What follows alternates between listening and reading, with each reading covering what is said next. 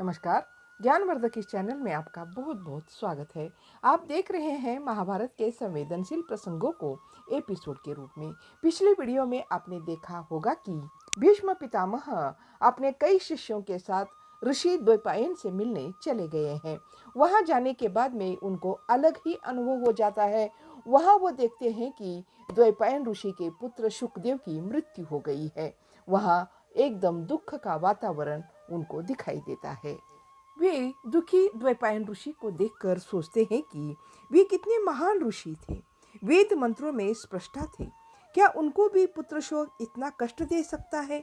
क्या ऐसे व्यक्ति भी पुत्र शोक से इतने उखड़ सकते हैं? यदि यही सच है तो फिर वेद मंत्रों को आत्मसात करने की पहचान क्या रही?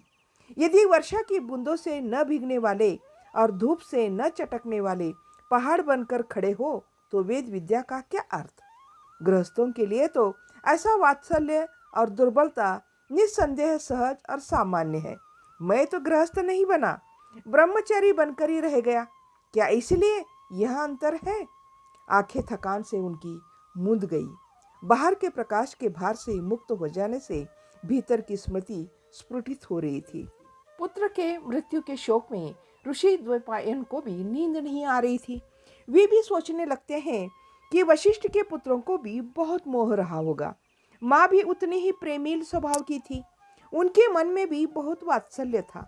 बच्चों को भी बहुत मोह रहा होगा। और मुझे भी। पिताजी जब माँ से छुड़ा कर ले गए तब मैं केवल 8 वर्ष का था ना। आज ठीक से याद नहीं रहा। ऋषि द्वैपायन भी अपने स्मृति में खो जाते हैं। वे सोचते रहते हैं कि कितना अच्छा नज़ारा था। सदा बहती हुई नदी रहती थी। नदी के पूर्वी तट पर या फिर दक्षिणी तट पर, यह भी ठीक याद नहीं। एक टीले पर घर था। आसपास सदा सूखी मछलियाँ, छोटी छोटी मछलियों की राशि। नाव में मुझे भी बिठाकर नदी के बीच जाल में फेंक कर थोड़ी देर तक यूं ही रखने के बाद उसे खींच लिया जाता था। ओहो, कितनी मछलियाँ मिलती थी। कभी कभी खाली हाथ भी रहना पड़ता था। मछलियाँ पकड़ सकने योग्य दृढ़ और काले हाथ, धूप, पसीने से तर गर्दन, इसके अतिरिक्त और ज़्यादा बाल्यावस्था में मुझे याद नहीं है। और वह आगे याद करते हैं कि उसके बाद तो बस केवल वेद मंत्र। अलग अलग देशों में उनकी अलग अलग व्याख्या और अर्थों के लिए संघर्ष करना पड़ा। पिता का हाथ थामकर नदी तट के उधर उस पार जाते समय एक बार रोने की भी मुझे याद है। नदी पार करने के समय पार कराने को कोई भी नहीं आया। माँ रोती हुई भीतर ही बैठी रही और पिताजी ने चप्पू चलाया था। बाद में उन्होंने ही मेरा हाथ थाम लिया। बाद में फिर वेद पाठ शुरू हुआ। भ्रमण, फिर वेद पाठ, प्रवचन। 20 का पूरा होते होते वेद विदों की भरी सभा में पिताजी ने मेरे मुख से स्पष्ट उच्चारण में वेद घोष कराया था। चारों ओर से साधुवाद मिला। ऋषि द्वैपायन फिर स्मरण में खो जाते हैं। वे सोचते हैं कि बाद में केवल वेद मंत्र ही रह गए किस्मत में। वे कहते हैं कि मैंने इतने वेदों का संग्रह किया, संपादित किया और उन्हें बचाया जितना किसी एक ऋषि द्वारा अब तक नहीं किया गया। पता नहीं अब तक कितने वेदों के अंश लुप्त हो चुके हैं। मैं भी यदि संग्रह न करता ना, और भी धीरे धीरे सब लुप्त हो जाते। उस कार्य के लिए कितने देशों में भटकता फिरा, कितने लोगों से मिला, कितने लोगों को कष्ट दिया। उसके जानने वाले क्या सरलता से सिखा देते हैं। ज्ञान के लिए भी कितनी कृपणता दिखाते हैं। यही सब सोचते सोचते उनको नींद का एक झोंका आया। फिर से पुत्र की स्मृति आई। क्या उसने वेदों को गलत ढंग से समझा? उसके ज्ञान को मैं गलत सिद्ध न कर सका। यदि वह किसी एक अर्थ को लेकर क्रम से वाद विवाद करता तो उसे मनवाया जा सकता था, लेकिन उसका तो रास्ता ही दूसरा था। वेद का उद्देश्य क्या है? स्वर्ग प्राप्ति, मुक्ति। स्वर्ग प्राप्ति का अर्थ क्या है? मुक्ति माने क्या है? मोह से छुटकारा माने क्या है? इन प्रश्नों का उत्तर देने के लिए वेद का ही आधार क्यों? तर्क से हराना संभव नहीं, पर मेरी अंतरात्मा कह रही है कि उसका रास्ता गलत था। तब उन्हें ऐसा लगा कि अंतरात्मा की आवाज को मनवाना और उसे परिवर्तित करना कठिन है। तभी तंद्रा गहरी हो गई और नींद आ गई। तकिए पर सिर रखकर द्वैपायन लेट गए। शिष्यों का उड़ाया कंबल मुंह पर उन्होंने ढाक लिया तो उनको बड़ा सुखद लगा। थोड़ी देर के बाद नींद खुली तो बाहर कुछ आवाज कानों पर फुसफुसाई। वे आवाज थी, कितनी दूर सोया हुआ है। वे तीनों द्वार के बाहर बैठे हैं, सर्दी लग रही है, वे सो तो नहीं गए। वहां कोई ऐसा फुसफुसा रहा था। किसका स्वर है, पैल का या जैमिनी का? यानी वे बाहर प्रतीक्षा कर रहे हैं। बेचारों को इस ठंड में नींद भी नहीं आएगी। शिष्यों से क्या अपने बेटे बढ़कर होते? यह सोचकर द्वैपायन ऋषि की पूरी नींद खुल गई। दिया बुझ गया था। एक तरह से अच्छा ही हुआ, शांति रहती है, भीतर मन को स्वतंत्रता रहती है। तभी बाहर से सुनाई दिया, उनके चारों शिष्य बातें कर रहे थे। नियोग से जन्मे पांडव कुरुकुल के हो ही नहीं सकते, यह दुर्योधन का निर्णय है।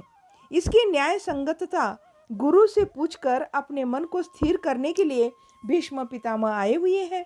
हाँ, यह सुमंत का स्वर उन्होंने पहचान लिया।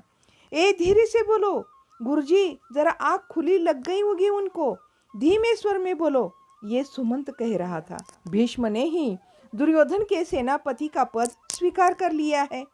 जो ये मानते हैं कि पांडव कुरुकुल के नहीं हैं, वे हमारे साथ रहे, और जो उन्हें कुरुकुल का मानते हैं वे उनके पक्ष में चले जाए। वे ऐसी घोषणा करा कर आए हुए हैं। धीरे बोलने पर यह भी स्पष्ट हो गया कि यह ध्वनि सुमंत की है। यहाँ नहीं, यज्ञशाला में चलकर बातें करेंगे। एक स्वर में धीमे से यह सलाह दी। अंधेरे में दूर जाते पाँवों की धीमी धीमी आहट द्वैपायन ऋषि को सुनाई दी। उनकी नींद पूरी तरह से उड़ गई थी। कितनी रात बीत गई होगी सोचकर उन्होंने आंखें खोली। अंधेरा इतना था कि आंखें बंद करने या खुली रखने में कोई अंतर ही नहीं लगा। अंतर केवल इतना था कि पलकें झपक रही थी। कुटी में कैसे रहा जाए, सोचकर उन्होंने फिर से आंखें मूंद ली। वे सोचने लगे कि अब तक पुत्र का शव जल चुका होगा, अग्नि भी भस्म बनती जा रही होगी, अन्न जल छोड़ा हुआ शरीर, मांस मज्जा सब कुछ सूख गया था, केवल हड्डियों का ढांचा था। उसे जलने में कितनी देर लग सकती है? हड्डियां जलने में ही समय लगता है। अन्न जल बंद करने के बाद जब शरीर को कष्ट होने लगा तब सुमंत, पैल, वैशंपायन, जैमिनी ने तथा आश्रम के अन्य लोगों ने और जन्म देने वाले पिता यानी मैंने कितना कहा। हाथ में दूध का पात्र लेकर पिलाने तक का प्रयास करा, पर कैसी संकल्प शक्ति! अब सब जलकर स्वाहा हो गया ना। क्या बचा उस संकल्प शक्ति में? उसने क्या साधना की? यह सोचते समय उन्हें जाकर भस्म देखने की इच्छा हो रही थी। धीरे से उठे, टटोलते ही लठिया मिल गई। कंबल ओढ़कर धीरे से कदम धरते द्वार खोलकर वे बाहर आ गए, और ऐसा लगा उनको निश्चित मृत्यु की तरह उनकी सब यादें जम गई। चारों ओर घना अंधकार छाया हुआ था। वे सब यज्ञशाला में थे, वहां कोई नहीं था। वहीं बैठे भीष्म की समस्या पर चर्चा कर रहे थे। यह सोचते हुए वे कुटी के पिछले भाग की ओर मुड़े। आश्रम की सभी कुटियों, जरा नीचे दूर की गौशाला, उत्तर की ओर की पाकशाला, भंडार, सबको वो पहचानने की कोशिश कर रहे थे। बाहर आकर दक्षिण की तरफ देखा तो पुत्र का शव अभी भी जल रहा था। द्वैपायन ऋषि एक कदम भी आगे बढ़ नहीं पा रहे थे। उनको चक्कर आ रही थी।